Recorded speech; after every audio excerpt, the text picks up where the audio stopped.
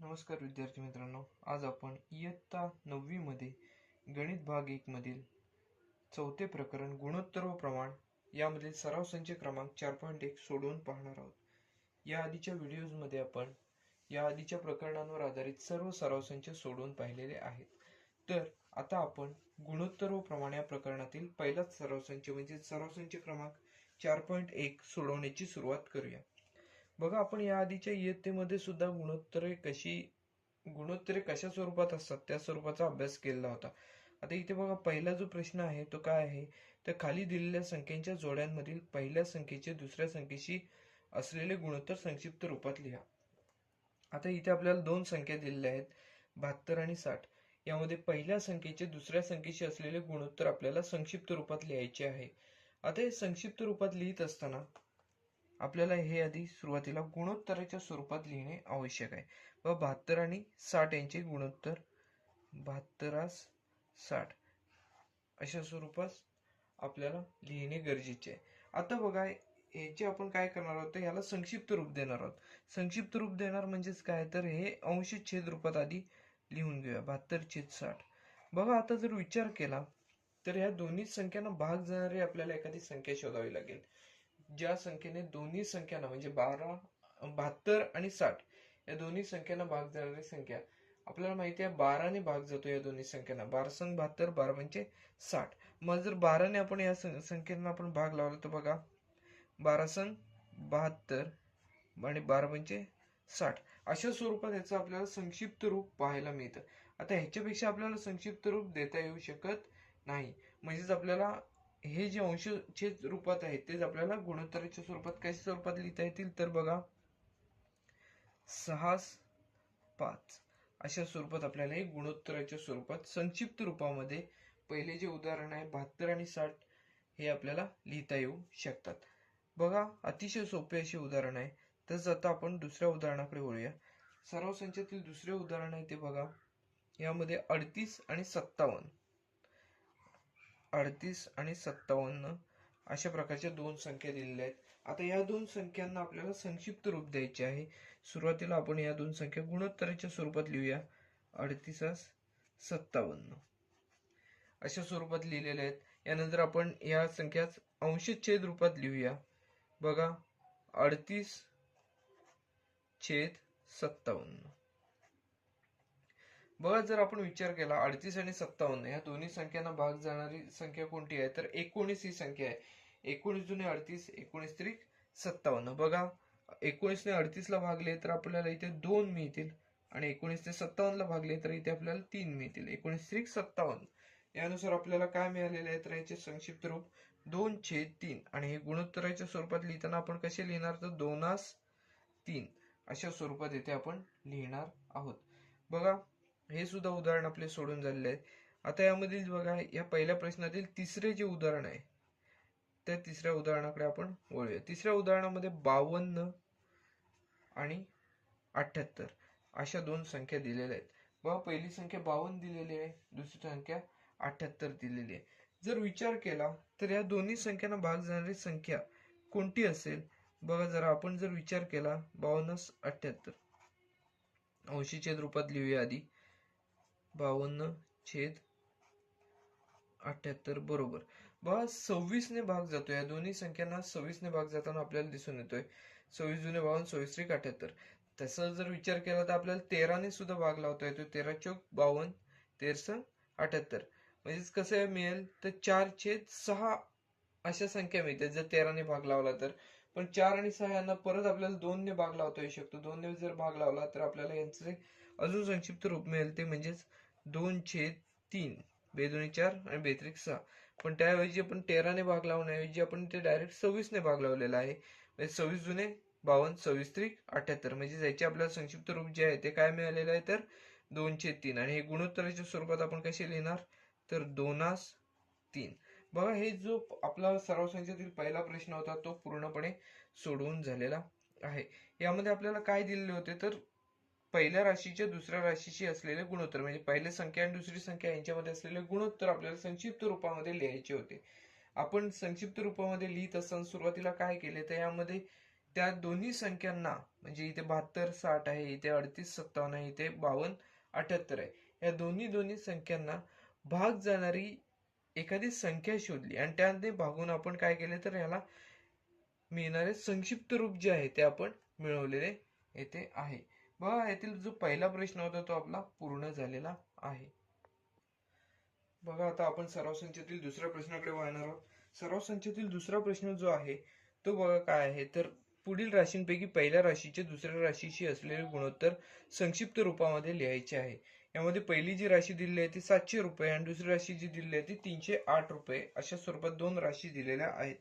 आता आपल्याला ह्या दोन राशींचे एकमेकांशी असलेले गुणोत्तर काढायचे आहे. पहिल्यांदा आपण पाहायचे आहे तर इथे जी एकके वापरली आहेत ती एकके समान आहेत का. बघा इथे 700 रुपये म्हणजे रुपये हे एकक आहे, इथे पण रुपये हेच एकक आहे म्हटल्यावर इथे आपण ह्यांच्यातील गुणोत्तर जे आहे ते काढायला सुरुवात करायला काही हरकत नाही. बघा आपण ह्यांची जी गुणोत्तर काढताना सुरुवातीला आपण ह्यांचे हे दोन ज्या संख्या आहेत त्या गुणोत्तराच्या स्वरूपात लिहूया. 700 700 308. बघा आता जर आपण हे अंशाच्या रूपात लिहिले तर बघा 700 भागिले 308.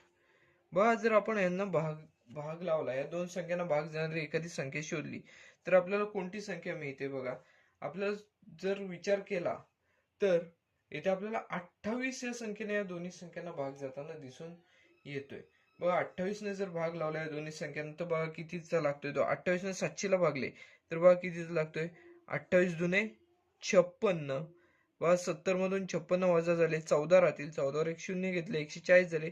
28 5 140 म्हणजेच 25 चा भाग जाईल. छेद बघा काय होईल तर इथे 308 आहेत. बघा पहिले 30 ला भाग जाईल. 28 1 28, त्यानंतर 2 उरतील, 2 वर 8, 28 1 28. म्हणजे त्याचं गुणोत्तर बघा काय मिळेल तर 25/11 अशा स्वरूपात आपल्याला गुणोत्तर मिळालेलं आहे. आता ह्याला अजून आपण संक्षिप्त रूप द्यायचे म्हटले तर आपल्याला देता येणार नाही, कारण यांना भाग जाणारी कोणती संख्या आपल्याला इथे मिळणार नाही. परिणामी इथे आपल्याला यांचे जे गुणोत्तर आहे ते काय मिळेल तर 25/11 अशा स्वरूपात यांचे आपल्याला हे जे गुणोत्तर आहे ते मिळताना दिसून येईल. बघा हे आपले जे उदाहरण आहे ते पूर्णपणे सोडून झालेले आहे. ह्याच्यानंतर आपण दुसऱ्या उदाहरणाकडे वळणार आहोत. दुसरे जे उदाहरण आहे ते बघा काय आहे. 14 रुपये आणि इथे दिलेले आहेत बघा दुसरं जे राशी दिली आहे ती 12 रुपये 40 पैसे. बघा 12 रुपये 40 पैसे आणि पहिली राशी जी आहे ती 14 रुपये. आता इथे जर विचार केला तर इथे पैसे सुद्धा आहेत, इथे फक्त रुपये आहेत. आपल्याला पूर्णपणे या दोन्ही राशी ज्या आहेत त्या दोन्ही राशींचे पैशामध्ये रूपांतर करावे लागणार आहे. आता 1 रुपया म्हणजे किती पैसे तर 100 पैसे. मग 14 रुपये म्हणजे किती पैसे असणार आहेत ते आपण येथे काढूया. बघा 14 रुपये बरोबर 14 गुणिले 100 पैसे असणार आहेत. म्हणजेच किती तर 1400 पैसे म्हणजेच 1400 पैसे एवढे 14 रुपयांचं आपल्याला पैशामध्ये रूपांतरण मिळेल. त्यानंतर बघा आपल्याला 12 रुपये 40 पैसे याचे सुद्धा आपल्याला रूपांतरण करायचे आहे. बघा इथे 12 रुपये 40 पैसे आहे. सुरुवातीला आपल्याला 12 रुपयांचं कशामध्ये पैशामध्ये रूपांतर करायला लागेल. 12 रुपये 40 पैसे बघा 12 गुणिले 100 अधिक 40. बघा हे अधिक काय केलं आहे तर पैसे आहेत इथे, ते पैसे असेच ठेवलेले आहेत आणि 12 रुपये जे आहेत त्याचे आपण ह्याच्यामध्ये पैशामध्ये रूपांतर केले. 12 गुणिले 100 1200 म्हणजेच 1200 आणि अधिक 40 म्हणजेच इथे 1240 पैसे एवढं आपल्याला इथे याचं रूपांतरण मिळेल. बघा 12 रुपये 40 पैसे आपल्याला किती रुपये मिळाले पैसे मिळाले आहेत तर 1240 पैसे असे आपल्याला इथे गुणोत्तर याचे रूपांतरण मिळालेले आहे. आता आपण काय करूया तर ह्या दोन राशींचे एकमेकांशी असलेले गुणोत्तर लिहूया. बघा गुणोत्तराच्या स्वरूपात लिहित असताना कशा स्वरूपात होईल तर पहिल्यांदा 1400 त्याच्यास काय असणार आहे तर 1240 असणार आहे. अंशी छेद रूपात आपण जर लिहायचं म्हटलं तर 1400/1240 बरोबर. बघा आता काय होईल, सुरुवातीला हे एक शून्य आहे, या शून्याला आपण हे शून्य घालवलेलं आहे, म्हणजे 124 या संख्या शिल्लक राहताना आपल्याला दिसून येतील.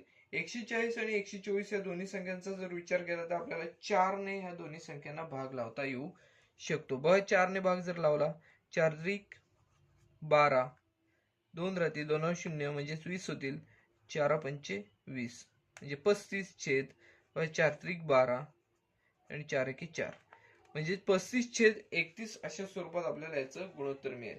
बघा इथे आपण काय काय केलेलं आहे ते आधी आपण पाहूया.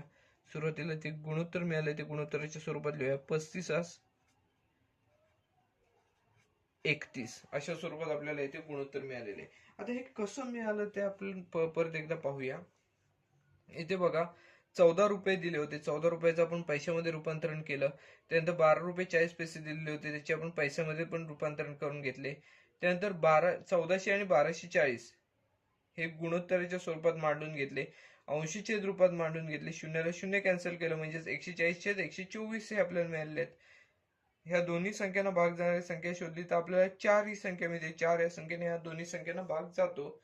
बघा 140ला 4 ने भागला नुसते 35 शिल्लक राहिलेले आहेत आणि 124ला 4 ने भागला 31 शिल्लक राहिले, म्हणजेच 35/31 हा आपल्याला अपूर्णांक मिळालेला आहे. ह्या दोन्ही संख्यांना आपण ह्या दोन्ही संख्यांना भाग जाणारी एखादी संख्या आपल्याला कोणतीच संख्या माहिती नाही, त्यामुळे आपल्याला जे संक्षिप्त रूपात जे गुणोत्तर मिळालेले आहे ते काय मिळालेलं आहे तर 35/31 अशा स्वरूपात आपल्याला हे गुणोत्तर मिळालेले आहे.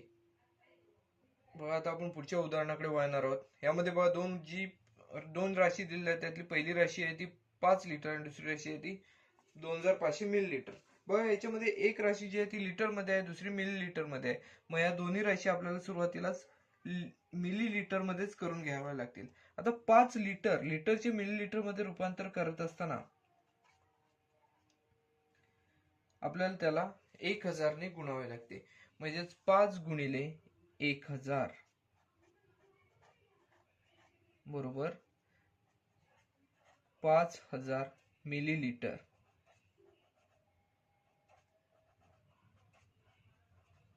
अशा स्वरूपात आपल्याला याचं मिलीलिटर मध्ये रूपांतरण पाहता येऊ शकते. आता बघा 5000 मिलीलिटर आणि 2500 मिलीलिटर यांच्यातील आपल्याला काय करायचं आहे तर गुणोत्तर काढायचं आहे. मग आता आपण हे गुणोत्तराच्या स्वरूपात मांडून घेऊया. 5000 2500 या स्वरूपात आपण गुणोत्तराच्या स्वरूपात मांडून घेतलेले आहे. आता आपण काय करणार आहोत तर अंशी छेद रूपात मांडून घेऊया. 5000 भागिले 2500 अशा स्वरूपात आपण इथे मांडून घेतलेले आहे. आता सुरुवातीला काय करावे लागेल ते शून्याला पहिला आपण शून्य अंशी छेदस्थानची कॅन्सल करून घेऊया. आता बघा इथे आपल्याला काय मिळते तर 50/25 अशा स्वरूपात इथे आपल्याला राशी मिळते. 50ला जर 25 ने भागलं तर 2चा भाग जातो, म्हणजेच अंशस्थानी 2 शिल्लक राहतील, छेदस्थानी 1 शिल्लक राहतील. बघा हे जे गुणोत्तर आहे ते आपल्याला काय मिळेल तर 2:1 अशा स्वरूपात आपल्याला हे गुणोत्तर जे आहे ते मिळेल, म्हणजेच 5 लिटर आणि 2500 मिलीलिटर यांचे जे गुणोत्तर आहे ते आपल्याला 2:1 अशा स्वरूपात मिळताना दिसून येईल. बघा आपलं सराव संचातील जे तिसरं जे उदाहरण होतं ते सुद्धा सोडून झालेलं आहे. तर आपण चौथ्या उदाहरणाकडे वळणार आहोत. यामधील चौथे जे उदाहरण आहे ते कालावधी संदर्भात आहे. 3 वर्ष 4 महिने 3 वर्ष 4 महिने आणि दुसरी राशी दिलेली आहे ती 5 वर्ष 8 महिने 8 महिने. बघा आता हे जे उदाहरण आहे ते आपण सोडवण्याची सुरुवात करणार आहोत. बघा सुरुवात करत असताना आपल्याला इथे वर्ष आणि महिने या स्वरूपात हे उदाहरण दिसत आहे, ते आपण एकाच एककामध्ये करूया. म्हणजे सगळं जे 3 वर्ष 4 महिने जे आहे त्याचं आपण पूर्णपणे महिन्यामध्ये रूपांतरण करूया.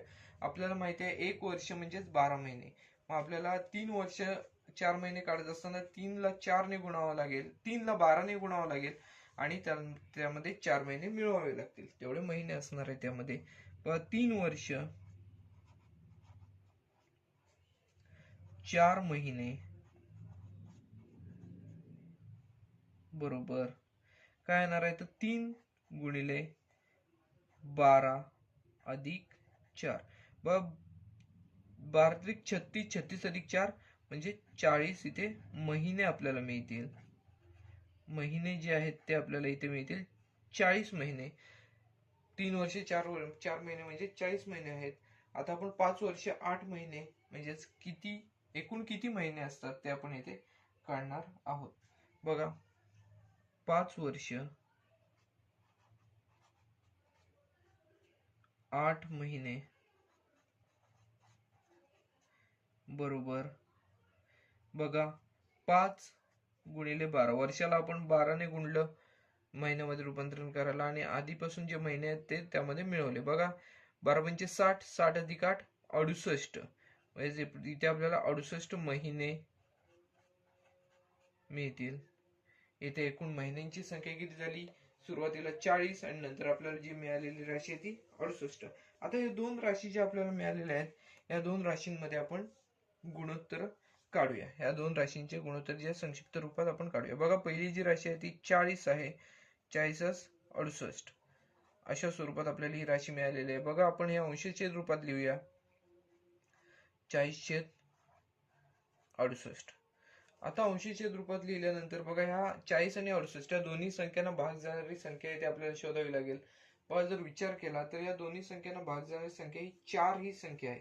4 या संख्येने आपल्याला दोन्ही संख्यांना भाग लावता येऊ शकतो. बघा कितीचा भाग जाईल, 4 × 40 छेद बघा आता इथे 68 आहेत.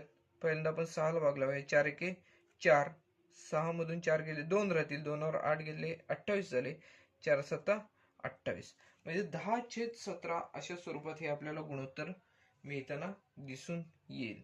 बघा हे जे गुणोत्तराचं संक्षिप्त रूप आहे ते 10/17 आहे. म्हणजेच याचा आपल्याला गुणोत्तराच्या स्वरूपात कसे लिहिता येऊ शकते तर 10/17 अशा स्वरूपात आपल्याला हे गुणोत्तराच्या स्वरूपात इथे लिहिता येऊ शकते. इथे हे जे दिलेलं आहे ते म्हणूनचे चिन्ह दिलेले आहे, म्हणून 10/17 हे आपल्याला गुणोत्तर इथे मिळेल. बघा हे जे उदाहरण आहे ते सुद्धा आपले पूर्णपणे सोडवून झालेले आहे. आता आपण ह्याच्यातील 5व्या उदाहरणाकडे वळणार आहोत. त्यामधील 5वे जे उदाहरण आहे ते बघा 3.8 किलोग्रॅम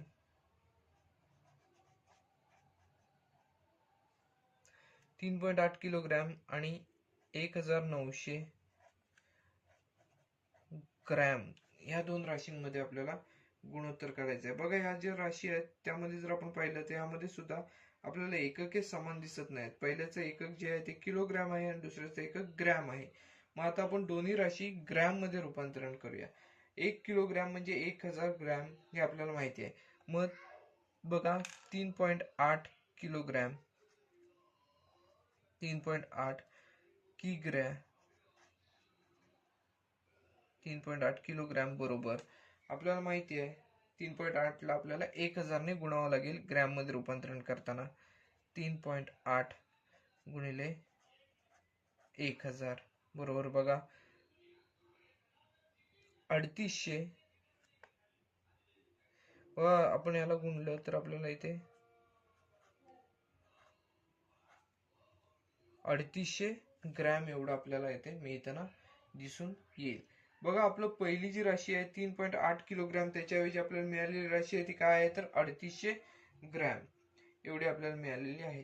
तर मग आपण आता पहिली राशी आणि दुसरी राशी यांच्यामध्ये असलेले गुणोत्तर संक्षिप्त रूपात लिहूया. पहिली राशी बघा काय आहे तर 3800 1900 म्हणजे 1900 3800 ला 1900 यांचे गुणोत्तर काढायचे. बघा सुरुवातीला आपण अंश छेद रूपात लिहूया. 3800 छेद 1900. आता यामध्ये बघा इथे अंश आणि छेद असताना आपल्याला एकक आणि दशक स्थानी 0 दिसतात, ते आपण कॅन्सल करूया. या शून्याला हे 0 कॅन्सल झालं, या शून्याला हे 1 0 कॅन्सल झालं. त्यामुळे बघा 38/19 म्हणजेच 19 म्हणजे 2/1 अशा स्वरूपात ही राशी आपल्याला संक्षिप्त रूपात मिळताना दिसून येईल. म्हणजे त्याचे संक्षिप्त रूप आपल्याला काय मिळाले तर 2:1 अशा स्वरूपात मिळालेले आपल्याला इथे दिसून येते. बघा यामध्ये आपण काय केले, 3.8 किलोग्रॅम चे आपण ग्रॅम मध्ये रूपांतरण करत असताना 3.8 ला आपण 1000 ने गुणले, म्हणजेच काय मिळाले आपल्याला इथे तर 3800 म्हणजे 3800 ग्रॅम एवढी किंमत मिळालेली आहे.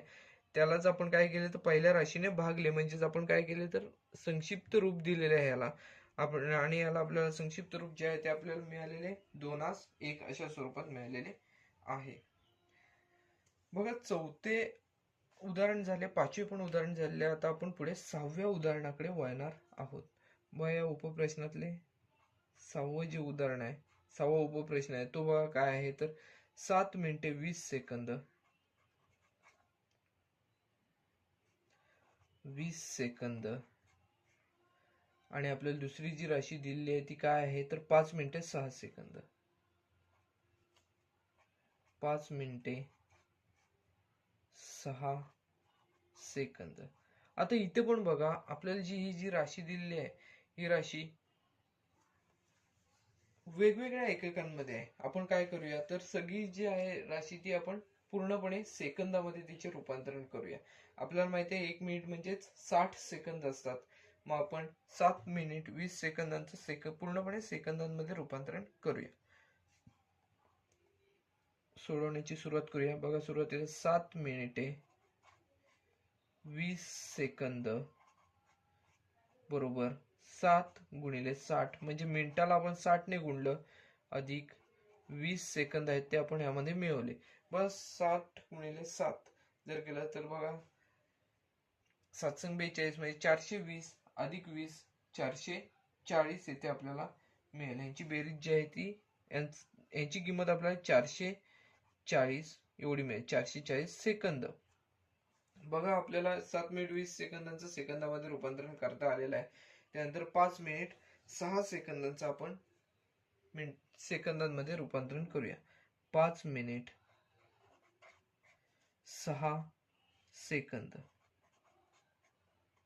बघा 5 गुणिले 60 5 मिनिटांचं आपण सेकंदांमध्ये रूपांतरण केलं अधिक किती आहेत सेकंद किती आहेत तर 6 सेकंद आहेत. बघा 5 आणि 30 म्हणजे 300 300 अधिक 6 306 टोटल आपल्याला किती मिळतील सेकंद तर 306 सेकंद एकूण मिळतील. बघा पहिल्या राशीची किंमत मिळाली 440 सेकंद, दुसऱ्या राशीची किंमत मिळालेली आहे 306 सेकंद. आता या दोन राशी ज्या आहेत त्या आपण गुणोत्तराच्या स्वरूपात सुरुवातीला लिहून घेऊया. गुणोत्तराच्या स्वरूपात कशी येणार तर 440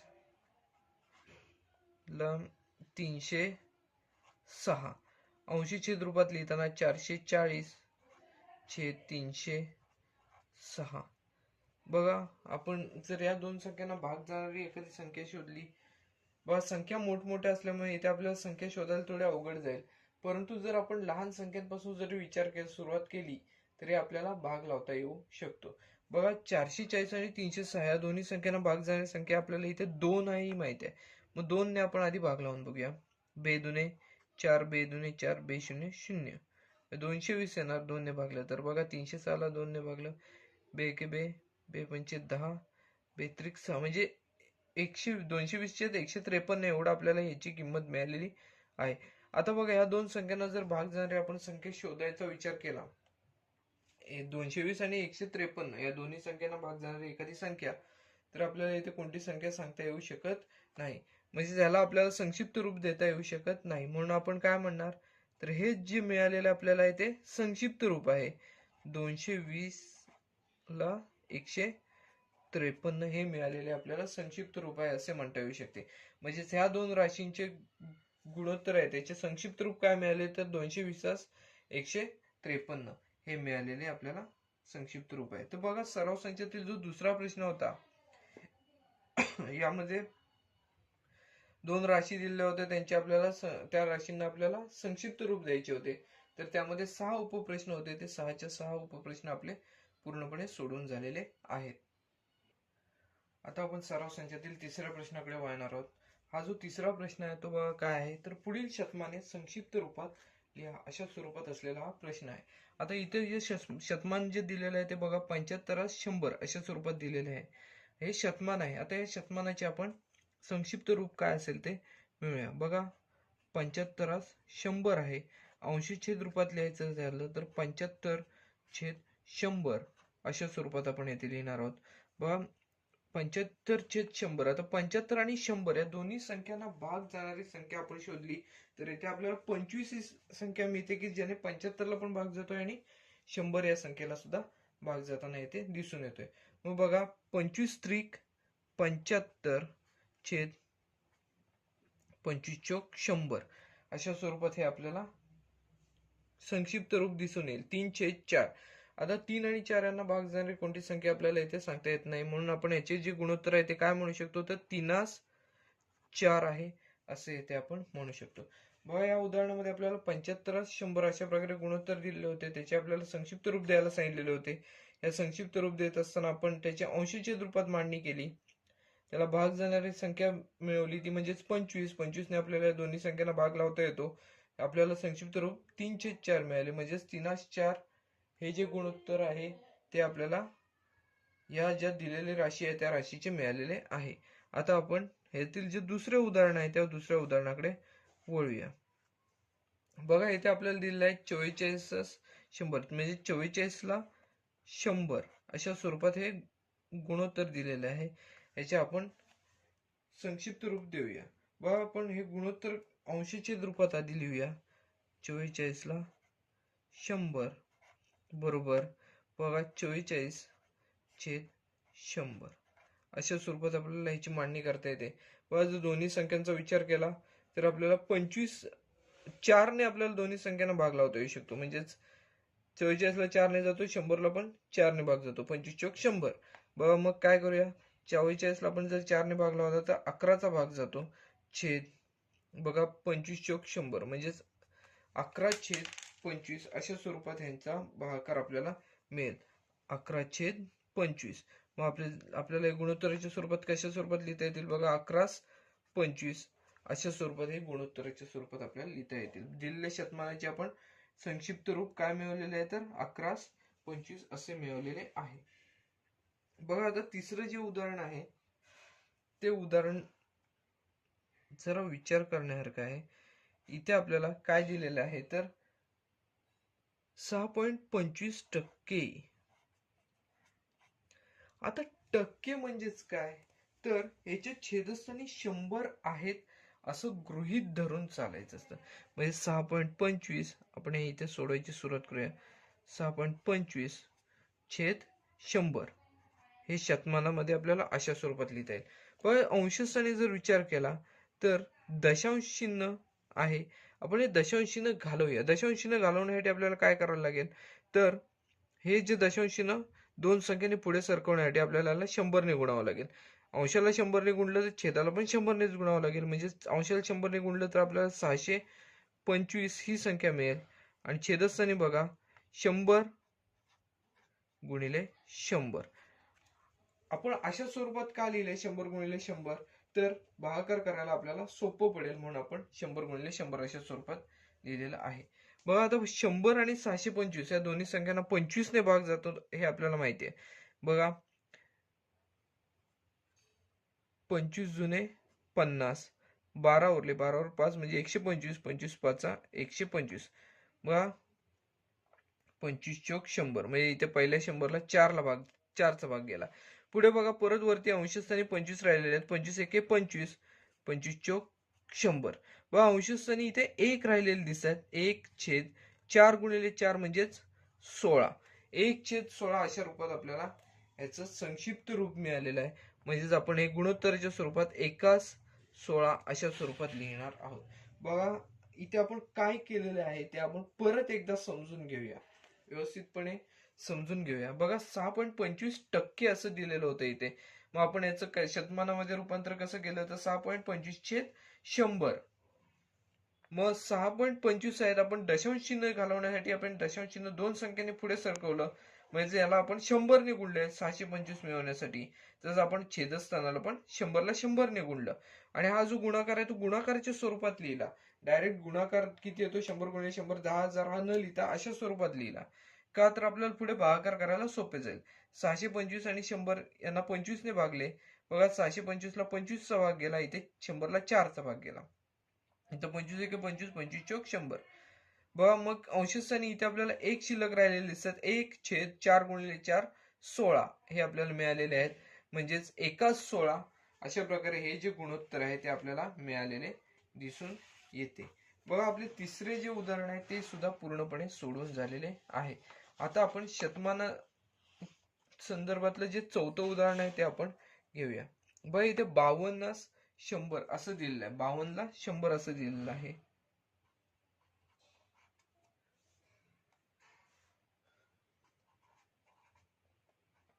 52 ला 100 अशा स्वरूपात हे दिलेले आहे गुणोत्तर.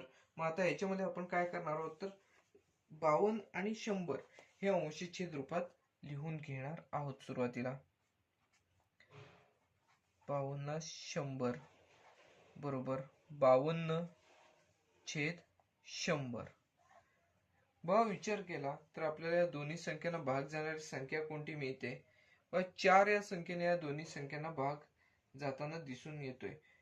52 ला सुद्धा जातोय 13 चौक 52 आणि 25 चौक 100. 4 ने भाग जातोय दोन्ही संख्यांना म्हटल्यावर बघा आपण इथे 13 चौक 52 म्हणून 13 लिहिले आणि 25 चौक 100 म्हणून 25 लिहिले. या दोन्ही संख्यांना आपण 4 ने भागलेले आहे. त्यामुळे आपल्याला जे गुणोत्तर मिळालेले आहे ते 13/25 अशा स्वरूपात मिळाले. आता 13 आणि 25 या दोन्ही संख्यांना आपल्याला अजून संक्षिप्त रूप देता येणार नाही. परिणामी हे जे आहे तेच गुणोत्तर अतिसंक्षिप्त रूपात असणार आहे 13/25. 52 100 याचं जे गुणोत्तर आहे ते अतिसंक्षिप्त रूपात आपल्याला 13/25 अशा स्वरूपात मांडता आलेले आहे. हे सोपं उदाहरण होतं. या उपप्रश्नातील 5वे जे उदाहरण आहे ते आपण आता सोडवायची सुरुवात करूया. यामध्ये 0.64% आपल्याला दिलेले आहेत. तर आता आपण हे सोडवण्याची सुरुवात करूया. 0.64 जसं आपण याआधी 6.25% जे सोडवलं होतं उदाहरण त्या स्वरूपाचंच आहे.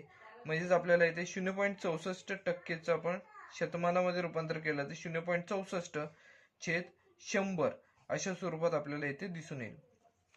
आता बघा अंशस्थानी 0.64 आहे म्हणजे दशांश चिन्हाच्या पुढे इथे दोन संख्या आहेत. हे दशांश चिन्ह घालवण्यासाठी आपल्याला अंशाला आणि छेदाला दोन्ही ठिकाणी 100 ने गुणावं लागेल. म्हणजे 100 ने गुणलं तर इथे 64 होतील. 64/100 गुणिले 100. बघा 100 गुणिले 100 आपल्याला मिळालेले आहेत. आपल्याला 64/100 गुणिले 100 म्हणजे 10,000. आता आपण काय करूया तर ह्या 64 आणि 100 ला संक्षिप्त रूप देऊया. 16 ने भाग लावूया. 16 चौक 64. इथे बघा 16 संख 96. 4 उरतील. 100 मधून 96 गेले 4 उरले. 4 ला भाग जात नाही म्हणून इथे दशांश चिन्ह दिलं. त्यानंतर बघा 4 वर 0 घेता येऊ शकेल 40 म्हणजेच 16 दुने 32. 8 उरतील. 8 वर परत 0 घेतलं 80 झाले. 16×5 80. 6.25 गुणिले 100. बघा इथे आपल्याला काय मिळतील अंशस्थानी 4 मिळालेले आहेत. छेद 6.25 गुणिले 100. 6.25 ला आपण जर 100 ने गुणलं तर हे दशांश चिन्ह आहे ते दोन संख्येने पुढे सरकेल. बघा म्हणजे इथे आपल्याला 625 शिल्लक राहताना दिसून येतील.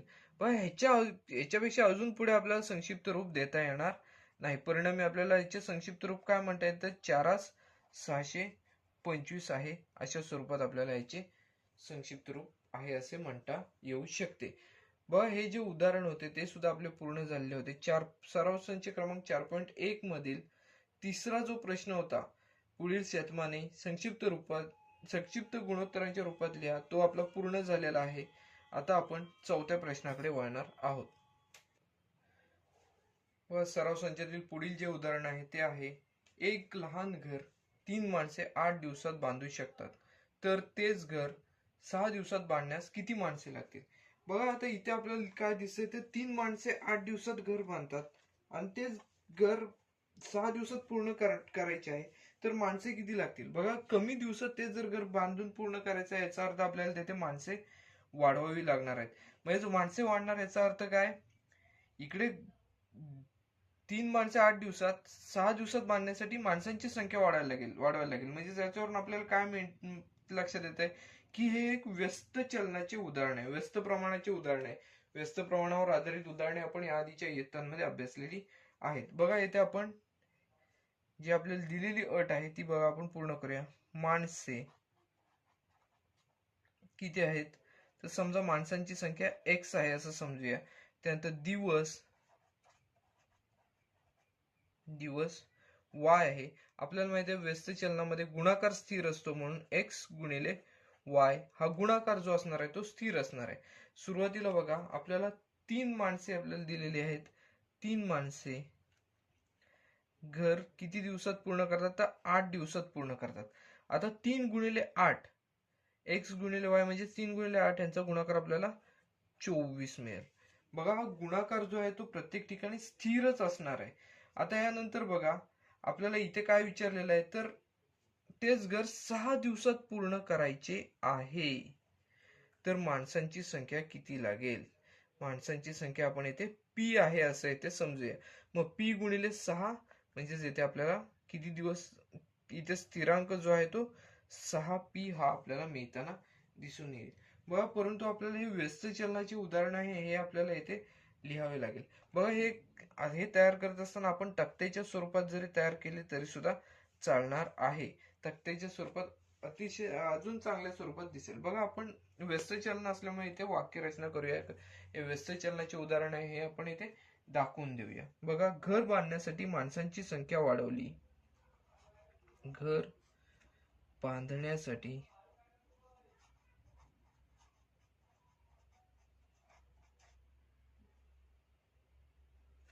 माणसांची संख्या वाढवली.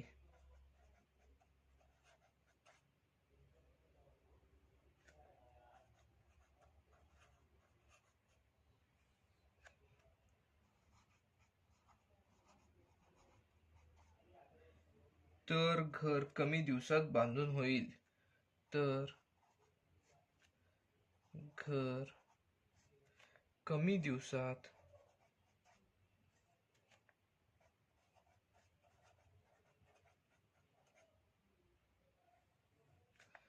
बांधून होईल.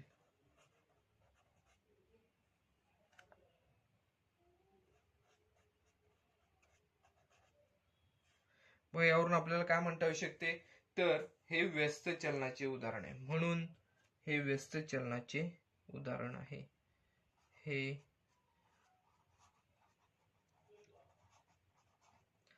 व्यस्त चलनाचे उदाहरण आहे.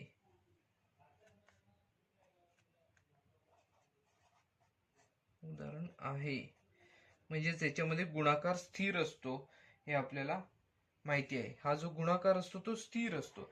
मग बघा 24 हाच गुणाकार इथे पण असला पाहिजे. मग आपल्याला इथे काय लिहावं लागेल, व्यस्त आपण वाक्य लिहूया. व्यस्त चलनामध्ये गुणाकार स्थिर असतो. व्यस्त चलनामध्ये दिलेल्या बाबींचा गुणाकार स्थिर असतो. दिलेल्या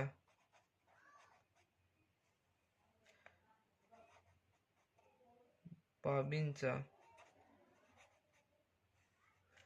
गुणाकार इथे खालीच लिहूया आपण, स्थिर असतो.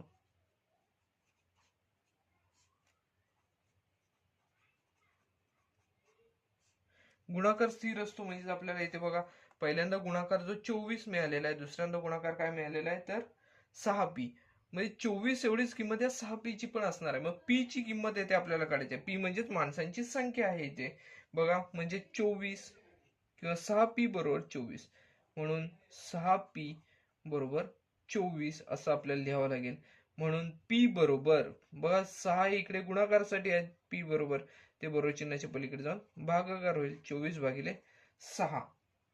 24/6 जर केलं तर आपल्याला इथे p ची किंमत जी आहे ती मिळेल 6×24, म्हणजे 4 ही p ची किंमत मिळेल. आपण p म्हणजेच काय मानलं होतं, तर माणसांची संख्या आहे असं आपण समजलो होतो. p म्हणजेच काय आहे, तर माणसांची संख्या आहे. म्हणून आपल्याला काय म्हणता येईल, तर 6 दिवसात घर बांधण्यासाठी 4 माणसे लागतील. बघा 6 दिवसात, म्हणून 6 दिवसात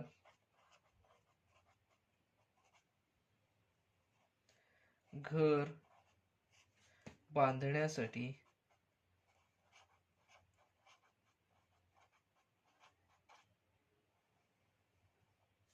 4 माणसे लागतील.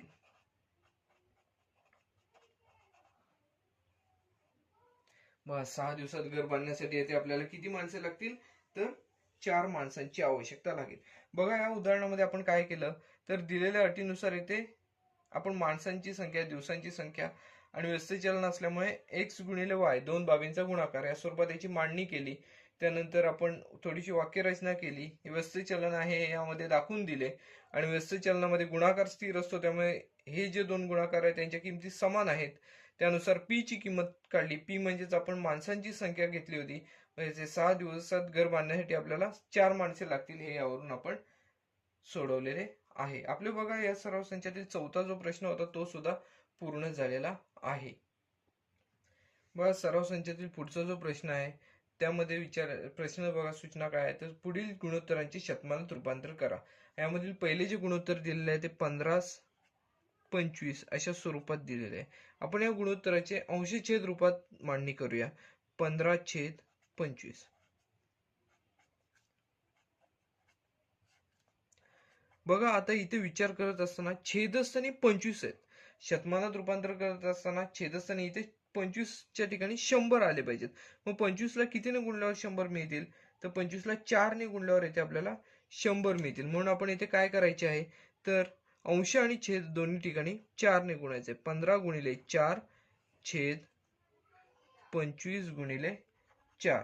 तर मग इथे आपल्याला शतमानामध्ये रूपांतर करता येऊ शकते. बघा 15 चोक 60 मिळेल, छेद 25 चोक 100. बघा इथे आपल्याला शतमानामध्ये रूपांतरण करता आलेले आहे. छेदस्थानी इथे आपल्याला 100 करता मिळवता आलेले आहेत. म्हणजे त्याचं शतमानामध्ये रूपांतर करून आपल्याला कशा स्वरूपात लिहिता येईल, तर 60%. शतमानामध्ये रूपांतरण कसे मिळेल, तर 60%. 15 म्हणजेच कसं, तर 60% असं आपल्याला यावरून म्हणता येऊ शकतं. बघा याच्यातील पुढचे जे उदाहरण आहे ते आहे 47ला 50. येथे सुद्धा आपल्याला अंशछेद रूपात रूपांतरण करायचं आहे. 47/50. इथे सुद्धा छेदाचाच फक्त विचार करायचा आहे. छेदस्थानी 50 आहेत, 50च्या ठिकाणी 100 आणण्यासाठी आपल्याला 50ला कितीने गुणावं लागेल, तर 50ला 2ने गुणावं लागणार आहे.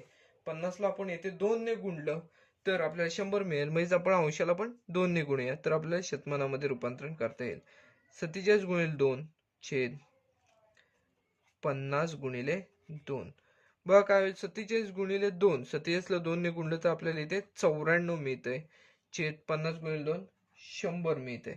म्हणजे 94/100 हे आपण येथे शतमानामध्ये रूपांतरण केलेले आहे.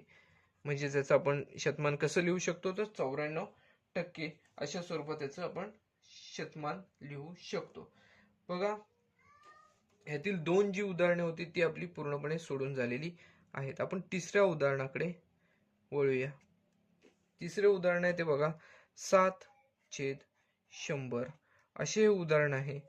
बघा याच्यामध्ये 7/100, 7/10 दिलेले, 100 नाही 10 दिलेले आहे. आता 10ला कितीने गुणल्यावर 100 मिळेल, तर 10ला 10ने गुणल्यावर आपल्याला 100 मिळेल. म्हणजे अंशाला पण इथे आपण 10ने गुणूया. 7 गुणिले 10 छेद 10 गुणिले 10. बघा आपल्याला 7 गुणिले 10 70 मिळेल, छेद 10 गुणिले 10 100. याचा अर्थ आपल्याला सांगता काय, कशा प्रकारे येऊ शकतो, याचं शतमानामध्ये रूपांतरण 70% अशा स्वरूपात आपल्याला करता येऊ शकते. बघा अशा स्वरूपात अजूनही काही उदाहरणे आहेत ते आपण सोडून पाहणार आहोत. बघा यातील जे चौथे उदाहरण आहे ते आहे 546/600. चौथे उदाहरण जे आहे ते 546/600.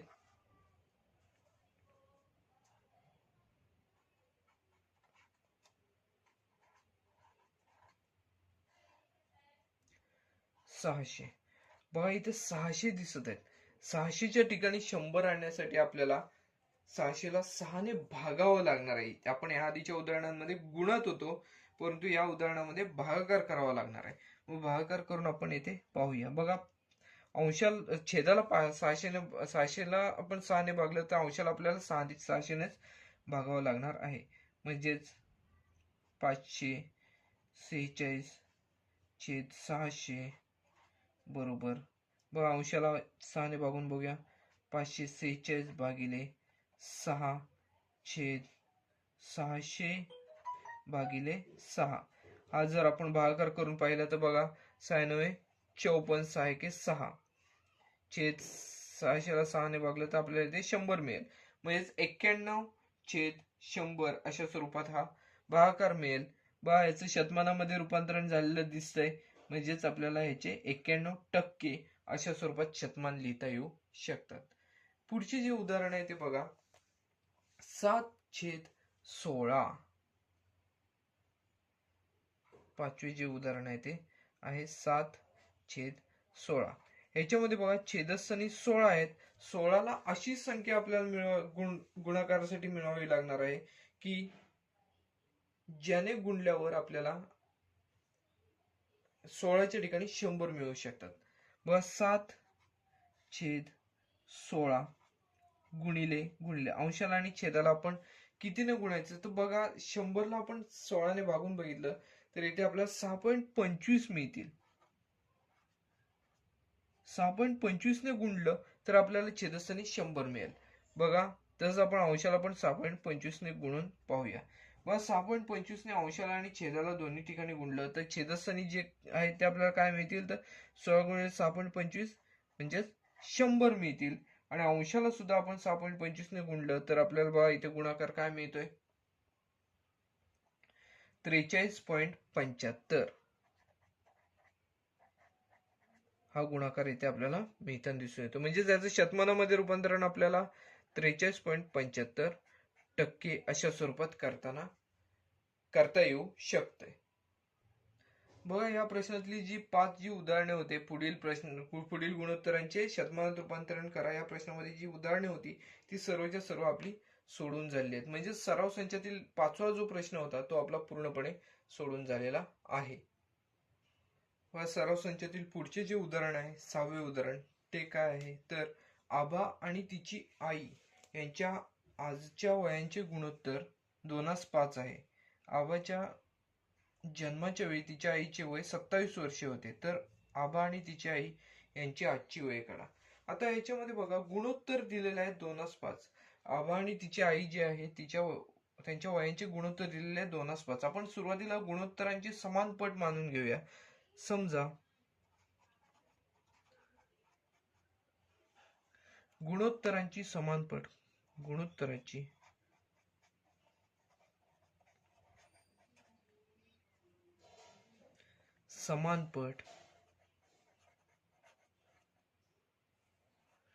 x आहे असे आपण येथे समजूया. समजा गुणोत्तरांची समान पट x आहे. मग 2 गुणिले x म्हणजे 2x हे आभाचे वय असणार आहे. म्हणून आभाचे वय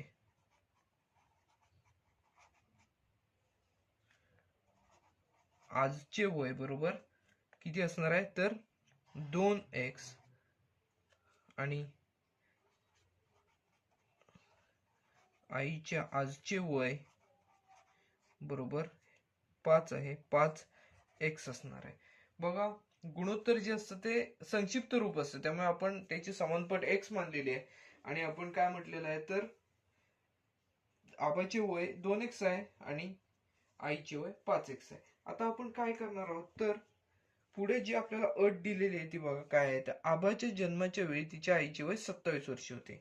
बघा आबाचे आजचे वय आहे 2x, आईचे 5x आहे. मग आता आबाच्या जन्माच्या वेळी म्हणजेच 5x मधून 2x आपल्याला आबाचे वय जे आताचे आहे ते वजा करावे लागेल. तेवढे आपल्याला आबाच्या जन्माच्या वेळी असणारे आईचे वय मिळेल. मग दिलेल्या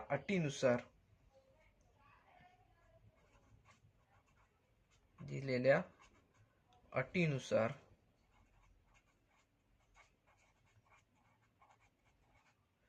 बघा आईच्या वयातून आबाचे वय म्हणजेच वजा केले म्हणजेच आबाच्या जन्माच्या वेळी आबाचे वय आपल्याला इथे 0 त्यावेळेला म्हणावे लागेल. म्हणजेच आबाचे वय जर आईच्या वयातून आपण वजा केले म्हणजेच 5x वजा 2x बरोबर इथे आपल्याला किती मिळेल तर 27 मिळताना इथे दिसून येईल. व 5x वजा 2x इथे 3x मिळतील. 3x बरोबर 27. मग x ची किंमत काढत असताना 3 बरोबर चिन्हाच्या पलीकडे भागाकार क्रियेसाठी जातील, इकडे गुणाकार क्रियेसाठी आहेत. 27 भागिले 3 म्हणजेच x बरोबर 9 वर्षे ही आपल्याला किंमत मिळेल. बघा x म्हणजेच आपण इथे काय मानलेले होते तर आभाचे वय होते. इथे आपल्याला आभाचे वय काय मिळालेलं आहे 9 वर्षे. म्हणून आपण इथे काय म्हणणार आहोत बघा 9 वर्षे नाही इथे म्हणता येणार. बघा x ची किंमत 9 मानलेली आहे, 9 आलेले आहे, म्हणून आपण आभाचे वय काय मानलेले 2x. म्हणून आभाचे वय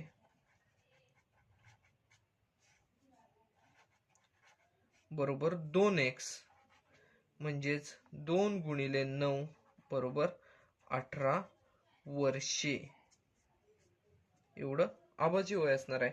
आणि त्यानंतर आईचे वय आपल्याला काढायचे आहे. आईचे वय बरोबर काय आहे तर 5x आहे. 5x बरोबर 5 गुणिले 9 बरोबर 9 5 45 45 वर्षे इथे आपल्याला असे म्हणता येऊ शकते. बघा इथे आपल्याला x ची किंमत आपल्याला 9 मिळालेली आहे. x ची किंमत ही x ही समानपट मानलेली होती. आपण x म्हणजेच आबाचे वय नाही आहे तर आबाचे वय काय आहे 2x आहे. 2x म्हणजे 2 गुणिले 9 म्हणजेच 18 वर्षे. आणि आईचे वय काय आहे तर 5x म्हणजेच 5 गुणिले 9 म्हणजेच 45 वर्षे. हे आपल्याला दोघींची आजची वय जी आहेत ती आपल्याला मिळालेली आहेत. ह्याच्यामध्ये आपण काय केलेलं आहे बघा, जे आपल्याला गुणोत्तर दिलेलं आहे त्या गुणोत्तराची समानपट x आहे असं समजलेलो आहोत. त्यानंतर आबाचे वय 2x मानलं आणि आईचे वय 5x मानलेलं आहे. आणि आपल्याला अट बघा काय दिलेली आहे, आबाच्या जन्माच्या वेळी आईचे वय काय असणार आहे तर 5x वजा 2x एवढे असणार आहे. मग जन्माच्या वेळी किती वय होते तर 27 होते, म्हणजेच 5x वजा 2x बरोबर 27. इथे आपण वाक्यरचना जरी केली तरी सुद्धा चालू शकते. म्हणजेच कसं येणार वाक्यरचना, आबाच्या जन्माच्या वेळी म्हणजेच 5x वजा 2x वर्षांपूर्वी आईचे वय 27 वर्ष होते, अशी वाक्यरचना केली तरी सुद्धा इथे चालू शकते. परंतु आपण इथे डायरेक्ट घेतलेला आहे दिलेल्या अटीनुसार 5x वजा 2x बरोबर 27. त्यानुसार आपण x ची किंमत 9 ही काढलेली आहे. म्हणजे समानपट आपण जी मानली होती ती 9 मानली होती ती आपल्याला मिळालेली आहे.